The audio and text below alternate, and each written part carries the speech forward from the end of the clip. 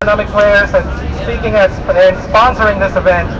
They've made hundreds of billions of dollars in income from deals that they make, many of which have been shown to have been rigged from the start. Oftentimes, the same banks are advising the cities and profiting from the deals in clear conflict of interest. Shame on them! Where? Shame on them! That's right. What? Maybe back up to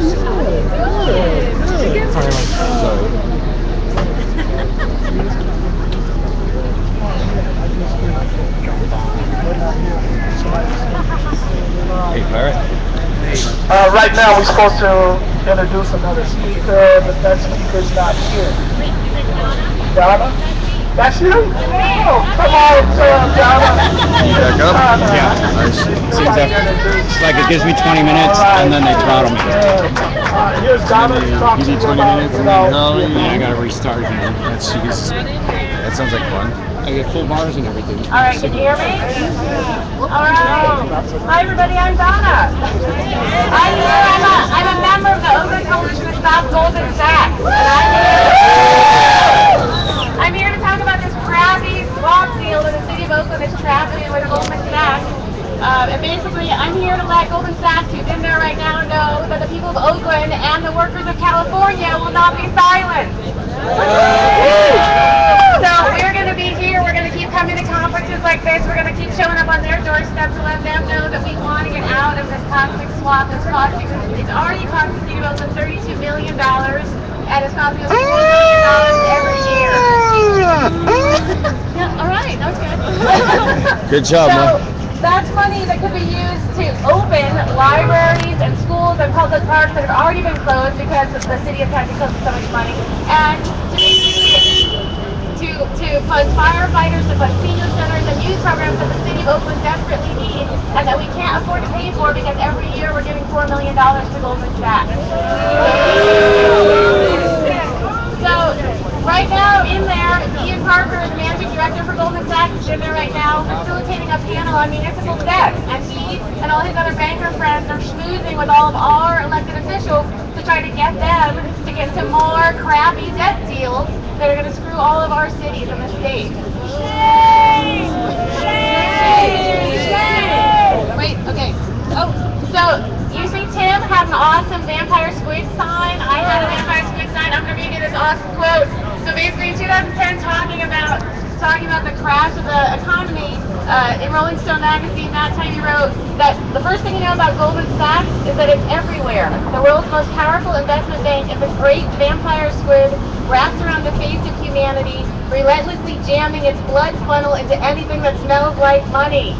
And that's how we feel in the city of Oakland. We've been jammed by Goldman Sachs. Wait, I got to page. So, get off our backs, Goldman Sachs! Exactly. I just want to let you all know Goldman Sachs got bailed out to the tune of $24 billion with a B dollars by TARP and the AIG bailout. And then in 2009, they borrowed another $30 billion from the government at an interest rate of 0.01%. So basically, they just gave them free money. They got bailed out, and the city of Oakland deserves to get bailed out. Right. So Thanks, Peter. The good news is that we've been working with the city council, and they voted unanimously to tell Goldman Sachs that if they don't let us out of this deal without paying the $16 million penalty, that they won't do business with Goldman Sachs anymore. So now it's time for us to bring the fight here to Goldman Sachs door and tell them enough is enough, we want out of the swamp. Goldman Sachs! $4 million! Goldman Sachs! $4 million!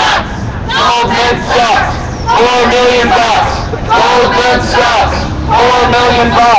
Goldman Sachs! $4 million! Goldman Sachs! So there's a group of folks who went inside, and I want to ask them to come up and do a report of how it went on the inside. Somebody coming up.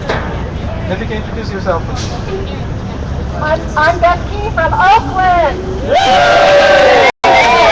From the coalition. Glad to meet you guys. We decided to go right in there and talk to Ian Parker from Goldman Sachs face to face. And, you know, he was just given a promotion by Goldman Sachs last year. You know why? Why?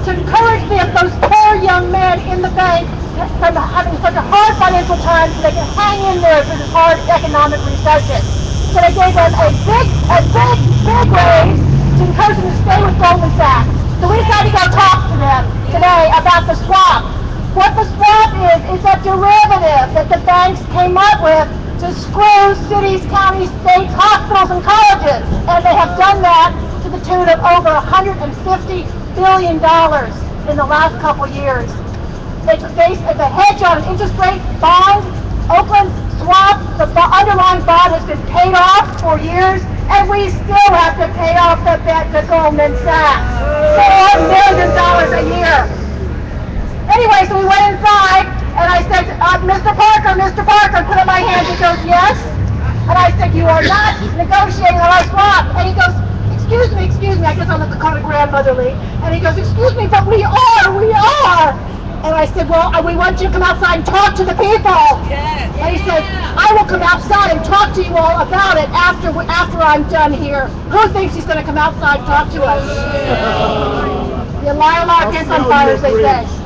Anyway, but we all know it's not just the swaps. They're also trying to consolidate their political power through this outrageous proposition now, Prop 32.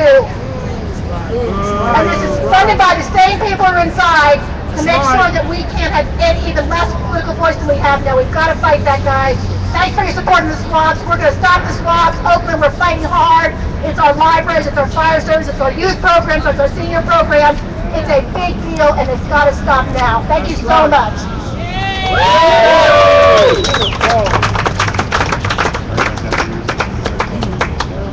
So now I'd like to point out actually who some of these bad bankers in there are who are funding Prop 32 or on the inside right now.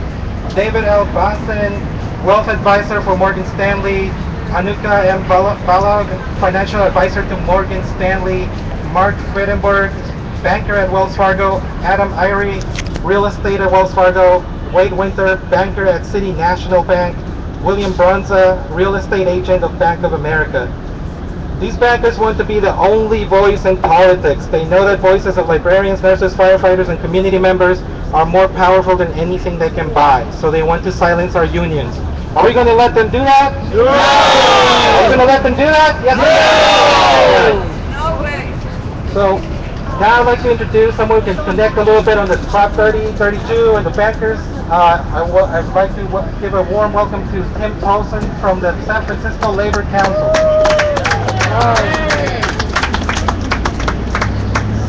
Thank you, Ramses. Listen, it's great. It's middle of the week. It's campaign season. And we've got labor, community, and Occupy all coming together for the same causes that we've been screaming about all year round. The foreclosure crisis, everything that is bad with the financial system really comes to a hilt in a type of a protest that we have today.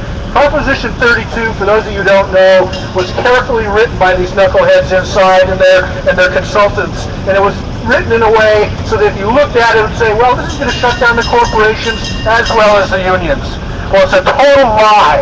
No 132 is a total lie. It only shuts down workers and their unions. The super PACs, all of the people at Citizens United said, and I think it was you that said, corporations aren't people, that's a bunch of BS. They still get to write all those checks. The next thing you know, if Proposition 32 passes, Meg Whitman types will be the governor next time around. We get outspent like 15 to 1 as it is, but it's being on the street and having troops to get stuff done. They want to take away our one. That's what this is all about, and we really encourage everybody to get to vote. We also want to say that the Prop 30 that's on the ballot, which is going to be able to fund more in schools and social services, it's the same corporatos that are throwing money to try to defeat that also. I mean, their agenda is clear, it's vicious, it's bad, and we have to keep on the street. We have to vote.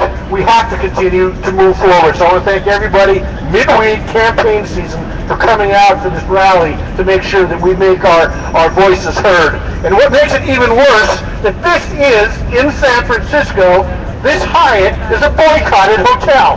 So they've essentially crossed a picket line to get into this hotel to do the nefarious business that they're done. So everybody's coming together. It doesn't get any worse than this. Thanks to everyone for coming out, and I gotta run, because I wanna make sure that all of us get Eric Moore reelected.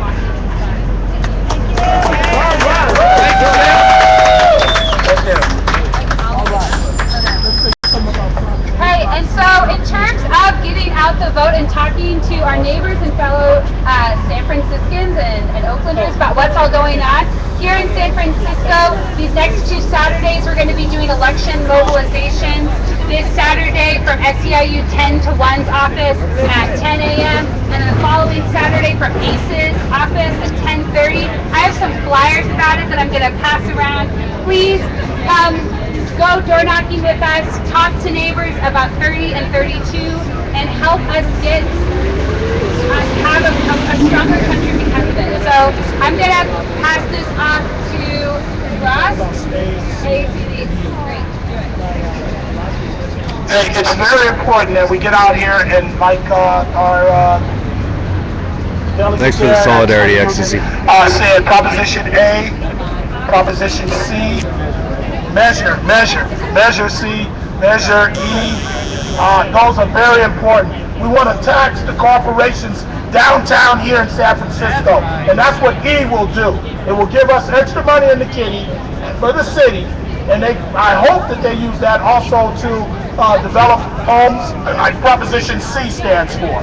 Proposition C is for a community to get the homes for seniors, homes for low-income folks, to have that power, that opportunity to have a home that they can call their own. That's what Prop C is going to support.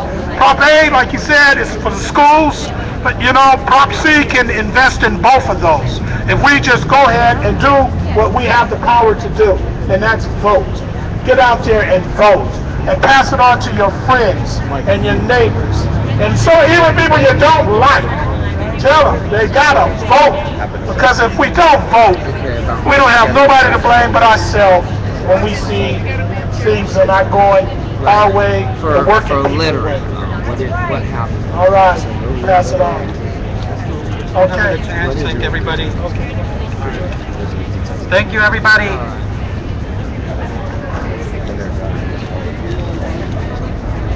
I just want to say thank you, everybody, for coming out. Don't forget to vote yes on 30, no on 32. Thanks to the folks who spent their afternoon out here to hold us accountable, and especially to the folks that went on the inside, trying to do that as well from the inside. But now we just want to finish with a little chant for everybody.